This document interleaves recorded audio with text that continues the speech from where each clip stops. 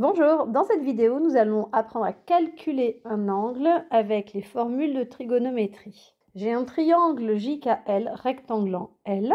On sait que la longueur JL est de 2,9 cm et la longueur JK 6 cm. Et on me demande quelle est la mesure de l'angle KJL. Je vous conseille de faire tout de suite une figure à main levée. Donc le triangle JKL rectangle en L. La longueur JL est de 2,9 cm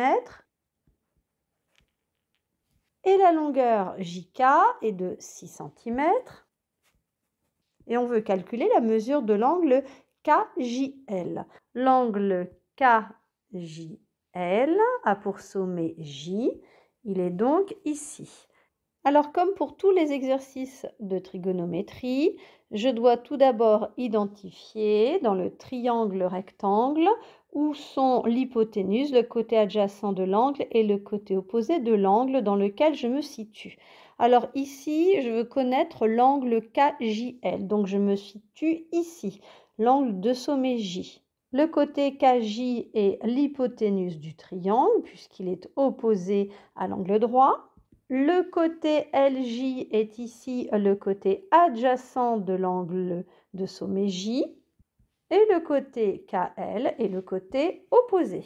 Je connais la longueur LJ qui est donc la longueur du côté adjacent et je connais la longueur du côté KJ qui est la longueur de l'hypoténuse. Je vais écrire ma formule SOHCAHTOA. Et je vais pouvoir rechercher, grâce à SOHCAHTOA, la formule trigonométrique qui me permettra de déterminer l'angle KJL. J'ai la longueur LJ, qui est la longueur du côté adjacent, et le côté adjacent, je l'ai dans le cosinus et dans la tangente. La deuxième longueur que je connais dans ce triangle, c'est la longueur de l'hypoténuse. Et cette longueur, je la trouve dans le sinus et dans le cosinus.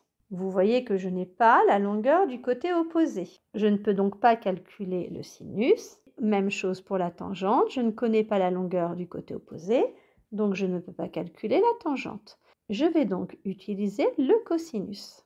Je peux donc noter que le cosinus de l'angle KJL est égal à la longueur du côté adjacent divisé par la longueur de l'hypoténuse.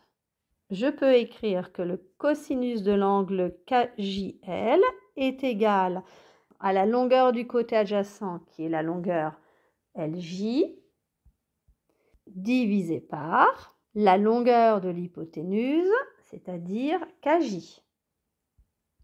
La longueur LJ, je la connais, elle est de 2,9 cm. Alors je peux dire LJ ou JL, peu importe. En tout cas, sa longueur est de 2,9 cm. Donc je réécris cos KJL est égal à 2,9 divisé par, et la longueur KJ, elle est de 6 cm. Donc je ne mets pas les unités, puisque j'ai la même unité pour les deux longueurs. Donc les deux unités s'éliminent.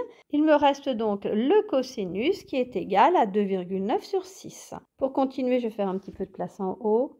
Voilà. Alors, vous vous souvenez, lorsque je calculais le cosinus d'un angle dont je connaissais la mesure. Par exemple, le calcul du cosinus d'un angle de 36 degrés. Je tape avec ma calculatrice cos 36, je ferme une parenthèse, puis exé, et j'obtiens la valeur de mon cosinus qui est environ 0,81. Mais dans ce cas de figure, je ne connais pas l'angle, c'est l'inverse. Je connais la valeur du cosinus. Ici, c'est 2,9 sur 6, c'est-à-dire environ 0,48 ou 0,5. C'est comme si je connaissais 0,81 et je veux déterminer la mesure de l'angle. Donc c'est totalement l'inverse. Je vais donc utiliser une touche pour inverser mon cosinus. Donc regardez ici par exemple, je veux calculer la mesure de l'angle ABC tel que le cosinus de cet angle ABC est égal à 0,3. C'est la même chose qu'ici, le cosinus de l'angle KJL qui est égal à 2,9 sur 6. On a dit que c'était environ égal à 0,48. Donc ici, je veux connaître la mesure de l'angle ABC, sachant que le cosinus de cet angle ABC est égal à 0,3.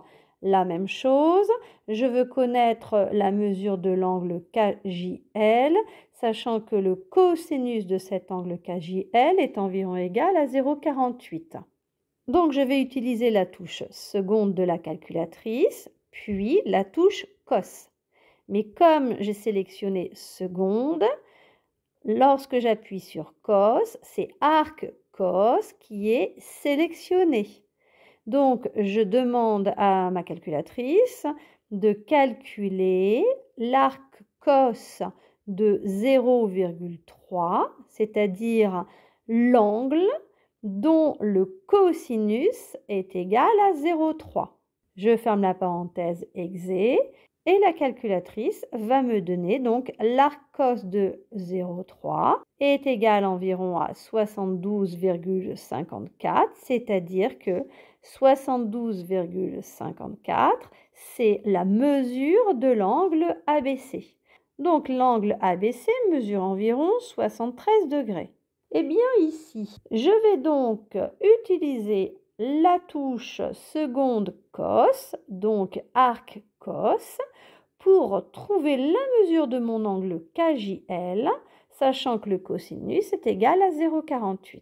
Je tape donc seconde, arc cos, et cette fois-ci, non pas 0,3 mais 0,48, ou plus exactement 2,9 sur 6, parce que 2,9 sur 6, c'est une valeur exacte, alors que 0,48, c'est une valeur arrondie.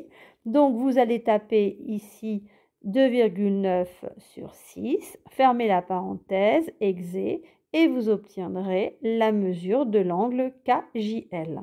Et pour présenter les calculs, vous pouvez noter que la mesure de l'angle KJL est égale à arc cos de 2,9 sur 6, ce qui est égal environ à 61 degrés. Mais vous pouvez également noter directement KJL est égal environ à 61 degrés. Voilà, donc à partir de cette ligne-là, vous pouvez écrire celle-ci ou directement celle-là. Quoi qu'il en soit, faites très attention de bien utiliser la touche seconde cos pour obtenir l'arc cos et non pas le cosinus. J'utilise la touche cos de la calculatrice lorsque je connais la mesure de l'angle et que je cherche le cosinus. Et j'utilise la fonction arc cos en utilisant la touche seconde et cos lorsque je connais le cosinus et que je cherche la mesure de l'angle.